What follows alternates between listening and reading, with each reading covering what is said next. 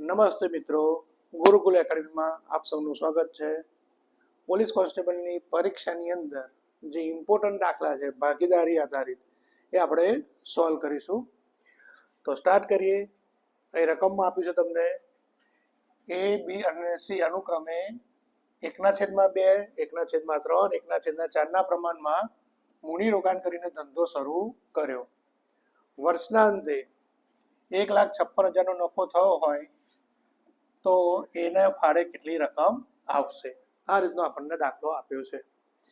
હવે જ્યારે અપૂર્ણાંક સ્વરૂપમાં હોય ત્યારે આપણે લસા લેવો પડે. એટલે સૌપ્રથમ તો આપણે શું લઈશું? લસા.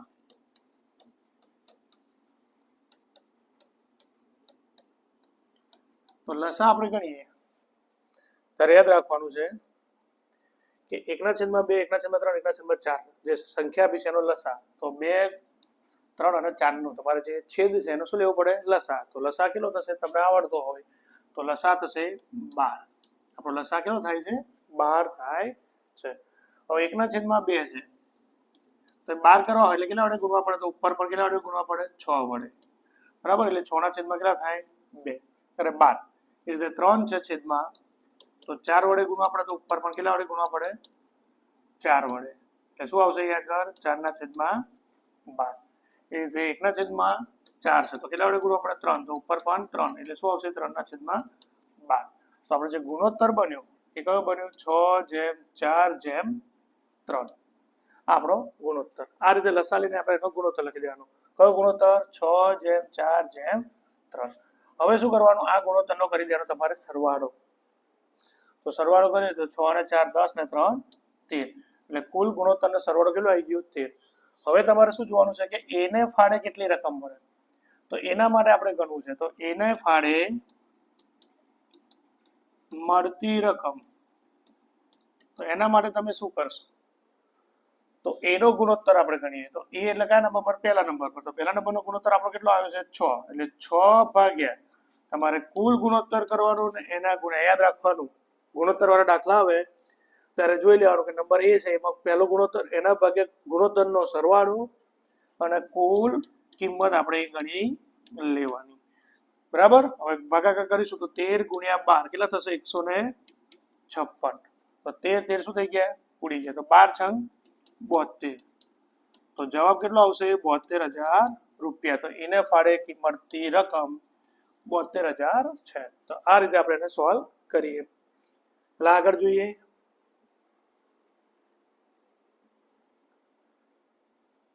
ત્યાર પછીનો દાખલો આપ્યો છે આપણને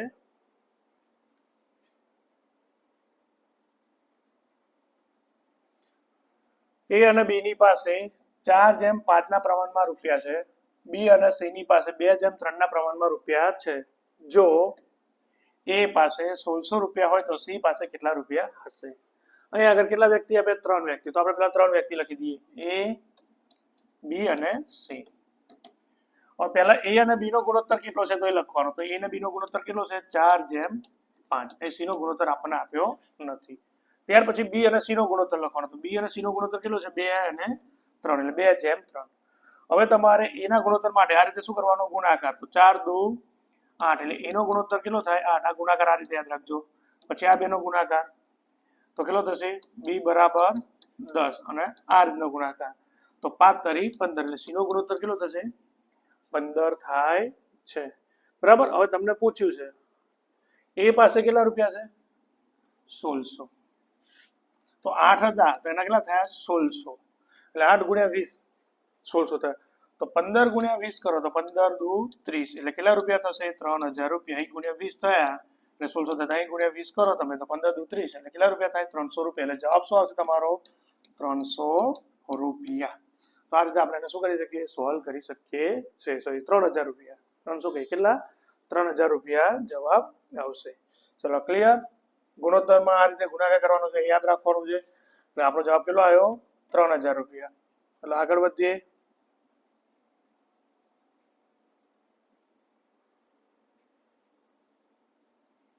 ત્યાર પછીનો દાખલો. તો 3 ભાગીદારો એ, બી અને સી અનુક્રમે 4000, 5000 અને 7000 રોકીને એક ધંધો શરૂ કરે. જો વર્ષના અંતે કુલ રૂપિયા 1280 નો નફો હોય તો બીના ફાળે કેટલી રકમ મળશે? તો પહેલા આપણે શું લઈ લઈશું? ગુણોત્તર A જેમ B જેમ C.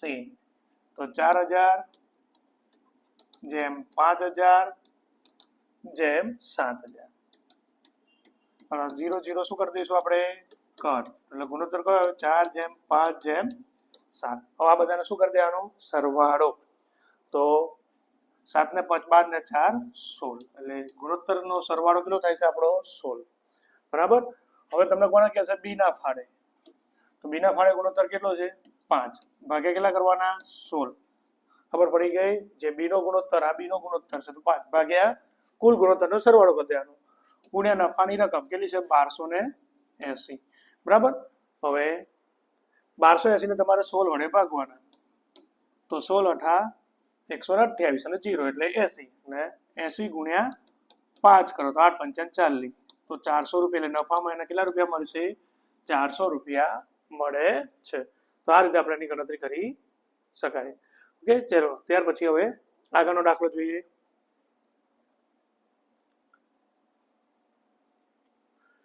તો આગળનો દાખલો છે એની અંદર રમેશે રૂપિયા 60,000 અને સુરેશે રૂપિયા 80,000 રોકીને એક ધંધો શરૂ કર્યો.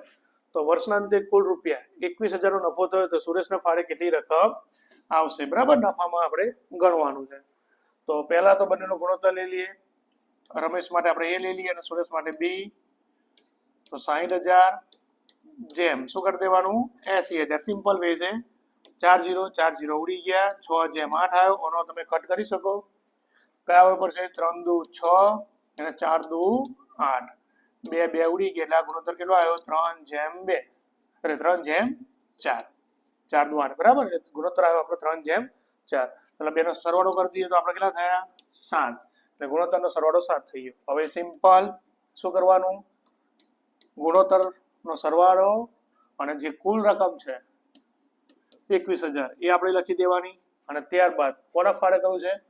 સુરેશ. તો સુરેશનો માટે ગુણોત્તર કેટલો બને છે? અહીંયા આગળ 4 થઈ ગયું. તો 7 તરી 21 એટલે કેટલા વધ્યા? 4 ગુણ્યા 3000. તો 4 તરીને 12,000 રૂપિયા. તો સુરેશના ફાળે કેટલા રૂપિયા જશે? 12,000 રૂપિયા જાય છે. બરાબર.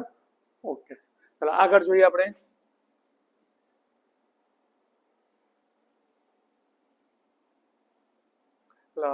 આગળનો દાખલો. હાર્દિકે રૂપિયા 50,000 રોકીને એક વાર વેપાર શરૂ કર્યો. 2 મહિના પછી પરેશે રૂપિયા 60 રોકીને ધંધામાં જોડાયો. જો વર્ષના અંતે કુલ રૂપિયા 22,000 ખોટ ગઈ હોય તો પરેશને કેટલી ખોટ ભોગવવી પડશે? હવે અગર બે વ્યક્તિ આપે છે, બંનેનું રોકાણ અલગ અલગ મહિના પ્રમાણે અલગ અલગ છે. તો હાર્દિકનું જે રોકાણ હશે કેટલા મહિના માટેનું છે? 12 મહિના માટેનું. બરાબર. પરેશે 2 મહિના પછી કે છે તો પરેશનું જે રોકાણ છે કેટલા મહિનાનું છે? 10 મહિનાનું. તો પહેલા તો આપણે બંનેના ગુણોત્તર સરખા કરવા પડે. તો હાર્દિક માટે આપણે શું કરીશું?